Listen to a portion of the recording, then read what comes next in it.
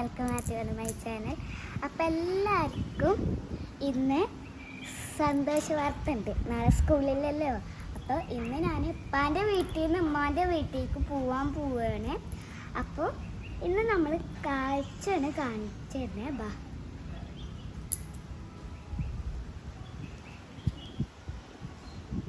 ഇത് നോക്ക്, ഇത് ചക്കമരമാണ്.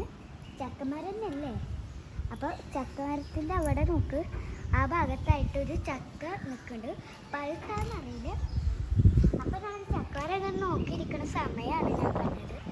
ദാ കേസ് നോക്ക്, ചക്കൻ്റെ ആ ഭാഗത്ത് ഒരു പൂ നിൽക്കുന്നു. ഞാനിങ്ങനെ കണ്ടിട്ട് പറിക്കട്ടെ. അപ്പോൾ നല്ല അടിപൊളിയായി നല്ല രസത്തിൽ ആ പൂ നിൽക്കുന്നുണ്ട്. അപ്പോൾ എനിക്ക് തോന്നി അത് പറിക്കണമെന്ന്. പക്ഷെ പറിക്കാൻ പറ്റൂല, കാരണം അടിഭാഗം നമ്മൾ മേളിൽ നിന്നുകൊണ്ട് അടിഭാഗത്ത് നിൽക്കണം. അത് വേണ്ടാന്ന് വിചാരിച്ച് നമ്മൾ പറിക്കില്ല. പിന്നെ ദൂരത്ത് കൈ നീട്ടാനും പറ്റൂലല്ലോ. അതുകൊണ്ട് നമ്മൾ എന്താട്ടാണ്, നമ്മൾ പറിക്കാമെന്ന് വിചാരിച്ച്. അപ്പോൾ ഞാൻ എൻ്റെ ഇക്കാകയാണ് ഇന്ന് പറിച്ചു തരാൻ പോണട്ടാ. ഇക്കാക പറിച്ച് തരും എനിക്ക് പൂവ്. അപ്പോൾ അവനതാ പറിക്കാണ് കൈ വെച്ചിട്ട്. എനിക്ക് ആ പൂവ് പറിച്ച് തന്നിട്ടുണ്ട് ഗൈസ്. നല്ല അടിപൊളിയായിട്ട് പൂ കിട്ടിയിട്ടുണ്ട്. നല്ല പിങ്ക് കളറാണ്. കണ്ട ഒരു പൂവിന് തന്നെ നല്ല അടിപൊളിയായിട്ട് എനിക്ക് നല്ല ഇഷ്ടപ്പെട്ടു കേട്ടോ. അത് കണ്ടപ്പോൾ തന്നെ മനസ്സിൽ വിചാരിച്ചെന്നാൽ നമുക്ക് എടുക്കാം, അത് പൊട്ടിക്കാനും. പക്ഷെ എനിക്ക് പറ്റാത്തതുകൊണ്ട് ഞാൻ പൊട്ടിച്ചില്ല. അപ്പം ഇന്ന് ഈ വീഡിയോ എടുക്കുമ്പോൾ എൻ്റെ ഇക്കാക്ക് ഈ ആഗ്രഹം സാധിച്ചു തന്നു. അതുകൊണ്ട് എല്ലാവർക്കും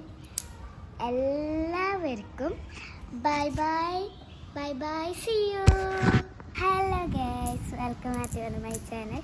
അപ്പം എല്ലാവർക്കും ഇന്ന് സന്തോഷ വാർത്ത ഉണ്ട്. നാളെ സ്കൂളിലല്ലോ. അപ്പോൾ ഇന്ന് ഞാൻ ഉപ്പാൻ്റെ വീട്ടിൽ നിന്ന് ഉമ്മാൻ്റെ വീട്ടിലേക്ക് പോവുകയാണ്. അപ്പോൾ ഇന്ന് നമ്മൾ കാഴ്ചയാണ് കാണിച്ചു തരുന്നത്. ബാ,